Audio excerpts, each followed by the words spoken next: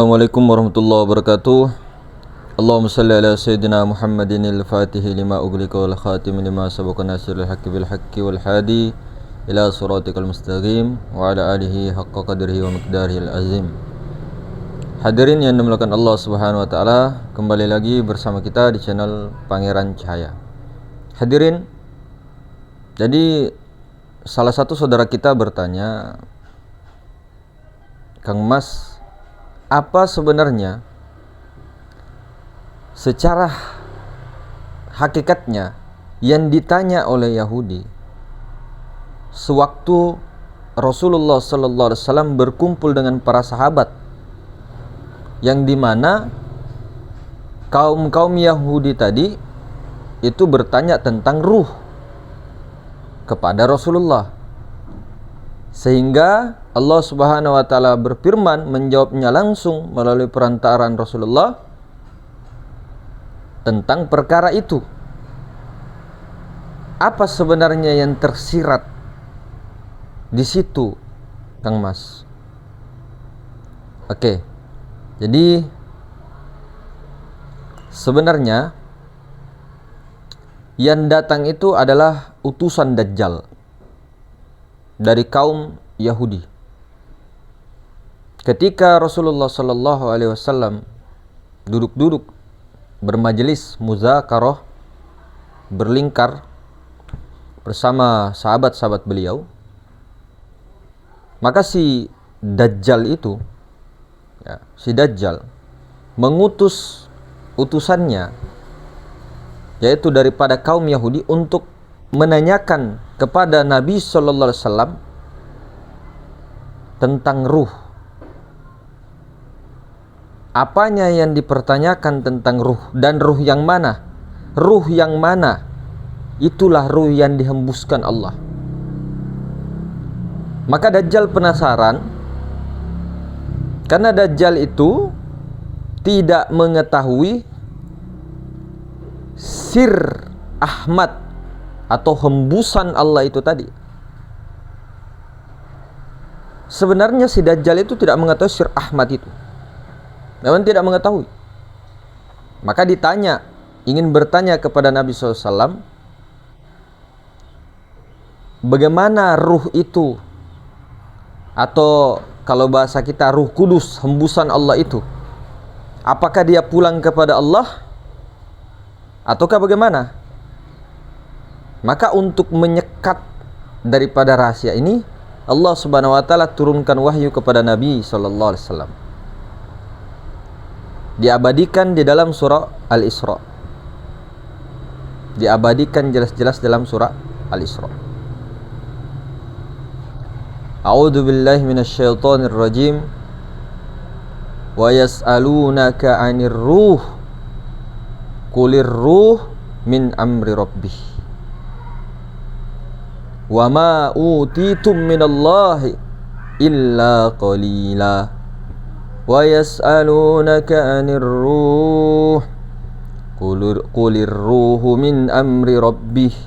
Wa ma utitum minallahi illa qalila. Wa yas'alunaka 'anir ruh. Jika ada yang bertanya kepadamu, wahai Muhammad, tentang ruh, asbab musababnya turunkan karena si Yahudi utusan Dajjal itu bertanya. Maka Allah menjawab melalui Rasulullah, jika ada yang bertanya kepadamu, wahai Muhammad, wahai Rasulullah, tentang ruh tadi, pertanyaannya macam-macam dan sebagainya, kasih tahu dia, itu perkaraku. Ruh itu urusanku. Nah, di sini garis bawahnya, ruh itu urusan Tuhanku. Min amri rabbi, perkara Tuhanku, urusannya Tuhanku. Kenapa kau bertanya? Artinya begini, kurang lebih begini. Kenapa kau bertanya, wahai Yahudi, bertanya tentang ruh suci itu yang hembusan Allah? Nah, itu perkaranya Allah, urusannya Allah. Cuma jangan sekat di sini. Itu tersirat. Di mana ada tersurat, di mana ada tersurat pasti ada tersirat. Di mana ada kulitnya pasti ada isinya. Di mana ada syariatnya pasti ada hakikatnya. Apa tersiratnya? Kulir ruh min amri rabbi itu. Katakan bahwa ruh itu urusan Tuhanku, perkara Tuhanku. Kemudian dikatakan wa ma utitum minallah illa qalila, dan engkau tidak diberikan pengetahuan itu kepadamu wahai Rasulullah kecuali sedikit, kecuali sangat sedikit. Nah, seperti yang kita mengatakan, sedikit bagi Allah, banyak sangat banyak tak terbatas bagi kita. Bagaimana tak terbatasnya? Ranting dijadikan pena, air lautan dijadikan tinta, daun-daun kering dijadikan kertas untuk menulis itu semua. Ilmunya Allah yang sedikit tidak bisa. Itu ilmunya Allah yang sedikit. Siapa yang mengetahui ilmu Allah yang sedikit itu tentang ruh? Baginda Rasulullah sallallahu alaihi wasallam. Baginda Rasulullah. Kemudian transfer kepada pengetahuan itu kepada sahabat-sahabat terdekatnya beliau, sampai silsilah-silsilahnya, murid-muridnya beliau dijaga. Namun kalau kita, Mas, bagaimana? Sementara kita ini tidak pernah berjumpa baginda Nabi sallallahu alaihi wasallam. Makanya ada rahasianya baginda Nabi pada diri masing-masing. Ada sirnya Rasulullah pada diri masing-masing. Hubungilah sir itu. Karena itu berhubungan dengan Rasulullah, maka disitulah ilmu yang sedikit. Kemudian, kenapa dikatakan kuliru min amri rabbi, urusan Tuhanku? Ketika si Yahudi bertanya tentang ruh, siapa yang cabut itu ruh? Kemana pulangnya itu ruh? Dijawab, urusan Tuhanku. Apa maksudnya? Ini ruh ini, hembusan ilahi itu dari Allah, dari zat Allah. Otomatis itu urusan Allah, bukan urusan malaikat maut, bukan urusannya malaikat Israel. Itu yang mau dipertanyakan sama si Yahudi, utusan Dajjal. Kemana ruh ini? Kemana ruh kudus itu? Kemana hembusan Allah itu nantinya? Nah, makanya disembunyi.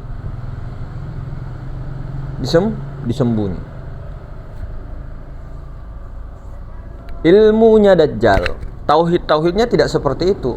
Dan tauhidnya Dajjal tidak bisa dia sampai mengetahui sir-sirnya Rasulullah.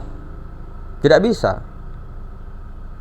Makanya dia nanti mati tidak akan melajang, tidak akan moksa, tidak akan lenyap jasadnya, tidak akan lenyap, tidak akan esah jasad ruhaninya itu, karena tidak mengesahkan dengan sir Rasulullah itu tadi. Yang mana sir Rasulullah?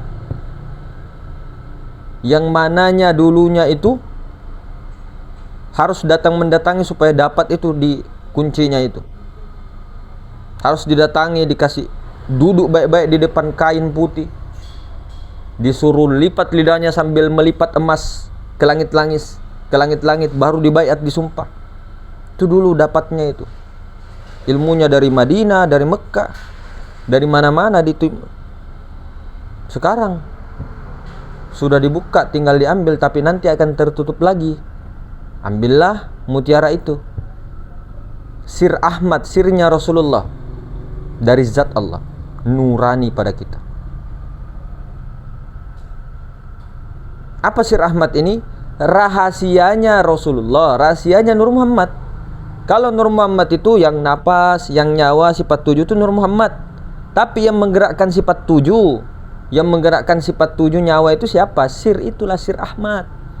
Alif zat. Alif itu, alif Ahmad itu alif zat. Ha, hayatul Adam, sifatnya. Apalagi mim. Nah, mim malikut darain. Nah, inilah hati penguasa, Malik. Kemudian dal, dawa,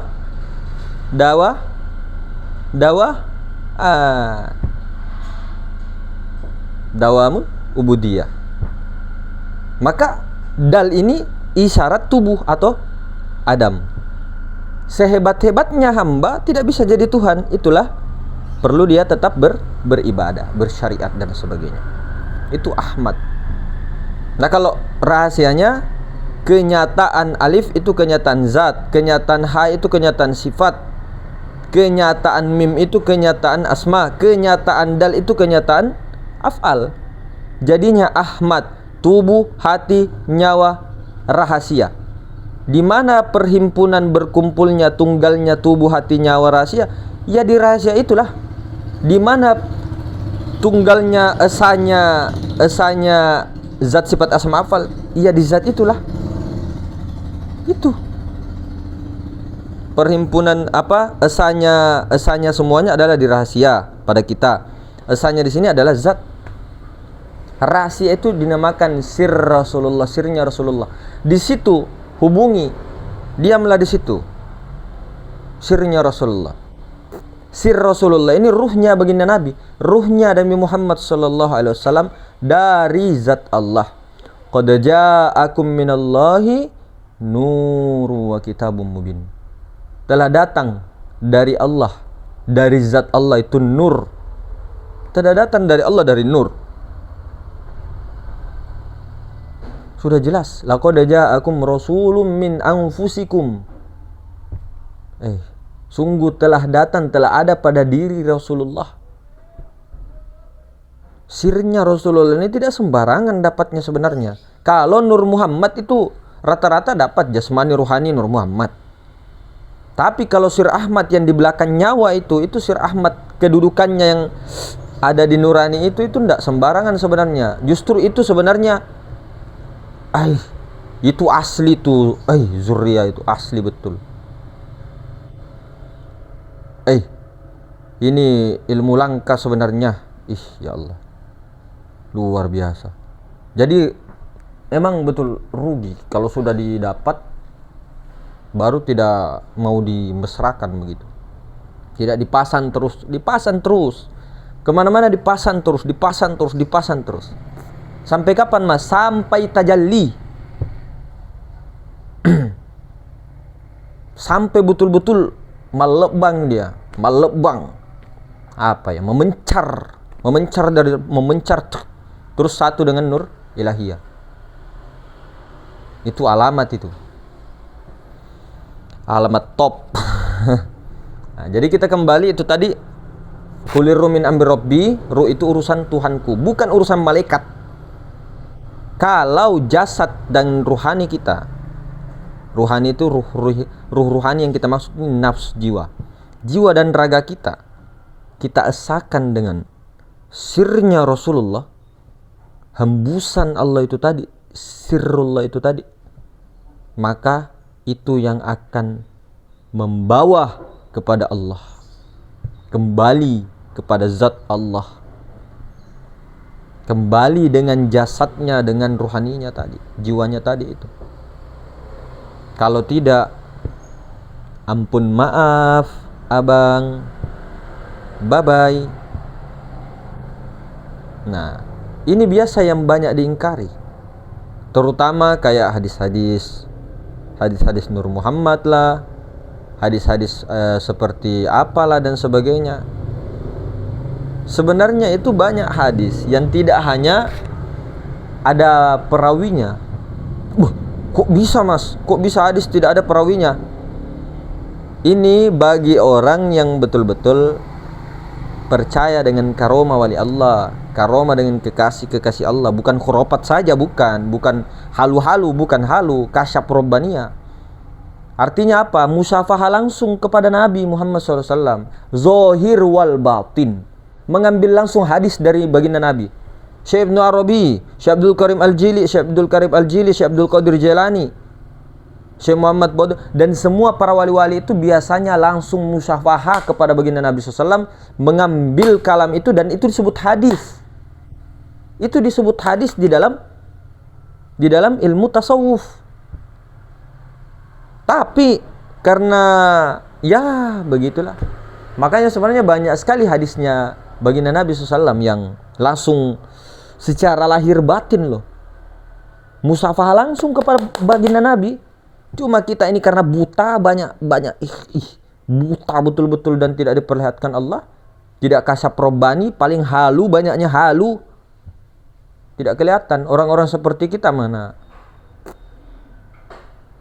Untung kalau percaya, kalau tidak percaya sudah tidak percaya lagi, sudah menafikan lagi dan sebagainya. Waduh, dan yang luar biasa begitu, kasihan. Kalau pribadi orangnya atau pendapat orangnya itu yang dinafikan tidak jadi masalah. Tapi kalau ilmunya, haknya Allah Ta'ala dinafikan, ya dulu tidak tanggung-tanggung, ngeri. Nah, nanti bagaimana? Nah, ketika kita kembali tadi, ruh itu urusan Tuhanku, perkara Tuhanku, bukan perkara malaikat Israel. Jadi yang dicabut itu bukan Ruh Kudus, tapi jiwa. Si jiwa mampus betul-betul, si jiwa itu kalau tidak kenal Ruh Kudus di dunia, tidak kenal hembusan Allah, karena dia nanti akan dihadapkan oleh Allah, dihadapkan sir Rasulullah itu. Kenalkah kau dengan ini? Tidak. Modar. Di alam barzah juga begitu. Kalau misal dia singgah di alam barzah, kalau orang yang sudah menemukan sirnya Rasulullah, apalagi sudah tajalli kepada situ, baru esa dengan Tuhannya, perjalanan apa mau dilaksanakan di dalam alam barzah itu? Man rabbuka man nabiyuka.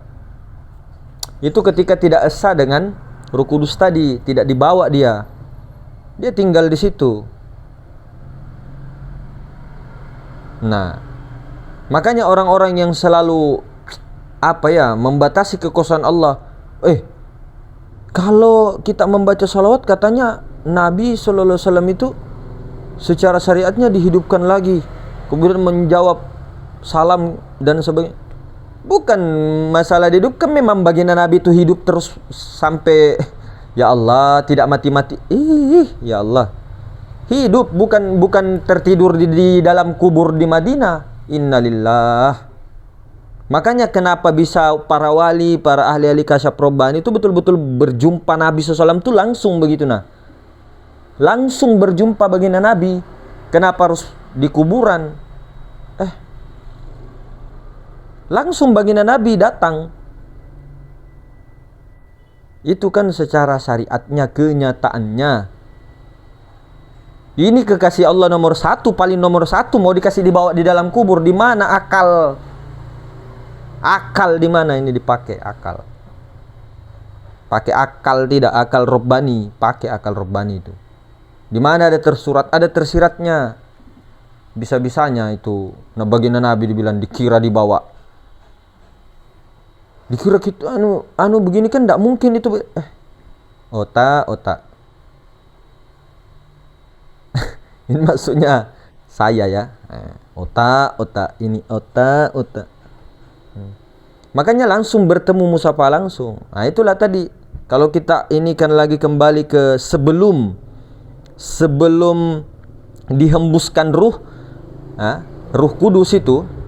Sebelum dihembuskan ruh kudus itu kan Ruh Kudus keluar 3 kali itu. 3 kali. Jadi Allah mengutus malaikat Jibril, ini secara syariat ya. Secara hakikatnya adalah sifat Allah sendiri kan, itu malaikat itu adalah sifat Allah Ta'ala sendiri. Nah, mengutus malaikat Jibril untuk dimasukkan Roh Kudus tadi, hembusan tadi kepada si jasad itu tadi, si tubuh. Mau dipencarkan di situ. 3 kali mental, 3 kali keluar. Malaikat Jibril berkata, "Ya Allah, tidak bisa masuk." Kurang lebih begitulah. Kemudian Allah SWT memerintahkan malaikat Israel ya, untuk kepanjangan tangannya ya. Bukan Allah punya tangan, utusannya malaikat Israel. Ini hakikatnya Allah Ta'ala juga sebenarnya sifatnya. disimpan, ada rahasia yang disimpan. Ini rahasia kalam ya, rahasia kalam, bukan rahasia Rasulullah tapi rahasia kalam. Ada yang menjadi penunjangnya di situ, pondasinya di situ, disimpan di lehernya, di tenggorokannya itu. Dan itu ada lima alif lam ha mim dal, alhamdu di situ. Tapi bukan huruf, yang intinya titik suara sa'du di situ. Di situ disimpan. Baru Ruh Kudus itu bisa masuk. Kalau tidak ada itu tidak mau masuk Ruh Kudus. Oga-oga gue. Bencon-bencon dulu sedikit. Bercanda, serius, begitu, bercanda, serius. Pura-pura marah, dan sebagainya. Nikmati aja. Jadi itu tadi, sangat dahsyat itu ya, luar biasa. Sebelum 3 kali itu sebenarnya dialognya banyak ya, termasuk dialog ketika sudah masuk terpencar Ruh Kudus tadi di dalam, ada lagi percakapannya di situ, anak bayi dengan Tuhan. Tapi kalau sebelumnya ada lagi percakapannya di situ. Termasuk tadi 3 kali mental sebelum itu kan ada percakapannya. Wahai Ruh Kudus, kata Allah, siapkah engkau ku hembuskan, ku pancarkan, ku nikahkan dengan istrimu? Ini kata-kata istri ini kata-kata syariat ya, perumpamaan. Maksudnya, sudikah engkau ku nikahkan dengan si tubuh, si Adam, jasad Adam? Siap ya Allah, saya siap sedia. Kemudian Allah bertanya, siapa saksimu? Siapa saksimu? Siapa saksimu? Nur zat Allah ya Allah. Siapa nama walimu? Nabi Muhammad ya Allah. Kenapa Nabi Muhammad? Karena kita ini lahirnya di akhir zaman, maka nama wali kita adalah Nabi Muhammad sallallahu alaihi wasallam. Kalau kita hidup di zamannya Nabi Adam atau Nabi Nuh, nanti Ruh Kudus itu diinikan, itu walinya adalah Nabi Nuh. Ini hidup di zamannya Nabi, walinya adalah Nabi Muhammad SAW. Kemudian bertanya lagi, apa ikatan janjimu? Syahadat ya Allah. Nah, barulah tadi diperintahkan malaikat Jibril mental 3 kali, diperintahkan malaikat Israel. Tapi sebelum diperintahkan di situ ditancapkan itu satu pondasi kuat, sa'du itu, titik sa'du itu. Sa'du itu kan yang di lafaz alif lam lam ha, kemudian ada tasdid di situ kan. Itu kan wahdahu hidayah, itu titik. Nah, di situ ditancapkan itu baru alif bisa itu alif zat, maksudnya dari zat rahasia itu, baru rahasia itu bisa masuk dan berkedudukan pada nurani, terpancar, bukan masuk, bukan Allah yang masuk, bukan hulul ittihad, ini rahasianya terpancar tuh. Nah begitu, jadi luar biasa itu. Makanya ketika bunyi yang di kerongkongan itu tanpa dibunyi-bunyikan ya, itu kan sebenarnya isyarat. Isyaratnya apa? Isyaratnya apa? Disuruh mendengar kalam-kalam yang ada pada sir Rasulullah. Kenapa tidak kau dengar itu ketika dia berbunyi? Dengar itu. Mau keadaan apapun, ketika datang sendiri nur itu berbunyi memanggil, sa'da itu berbunyi, sa'du itu berbunyi, tek, langsung dengar itu. Bukan disengaja ya namanya. Kalau disengaja kan latihan ya, tapi kalau langsung dengar, dihimpungkan semuanya di nurani. Dengar apa, bukan wahyu ya. Wahyu itu untuk Nabi. Dengarkan itu perintahnya apa, suara di situ keluar. Suara tak berhuruf, tak bersuara. Nah, itu kan suatu perintah sebenarnya. Dengarkan apa perintahnya, apa waridnya, apa yang datang. Nah, jadi seperti itu hadirin semulakan. Intinya kita sudah jawab ya pertanyaan saudara kita. Apa yang dipertanyakan tadi Yahudi si utusan Dajjal itu tentang Roh Kudus tadi. Siapa yang cabut? Penasaran nih. Penasaran. Dan mau tahu caranya bagaimana jasmani, ruhani, nurani, rabbani, esa supaya hilang. Dajjal. Tidak bisa. Dajjal. Meskipun kau tahu, misalnya lihat di sini anggotanya Dajjalnya sebenarnya tidak bisa. Itu kan harus diinikan juga, diridhoi juga oleh orang sir-sir yang memberikan itu. Kalau tidak diridhoi percuma, pasti tidak bisa. Tidak akan bisa tajalli. Tidak akan bisa tubaddil. Itu yang dicari Dajjal. Mau dia hidup kekal abadi, Allah, tidak bisa. Utus siapa, tidak bisa. Kalau yang punya sir Rasulullah itu yang memberikannya tidak ridho, tidak bisa. Mau apa? Tidak bisa. Dari mana dapatnya? Dari Rasulullah. Sir Rasulullah yang ada pada sirnya Rasulullah masing-masing. Dikira banyak sir Rasulullah, satu.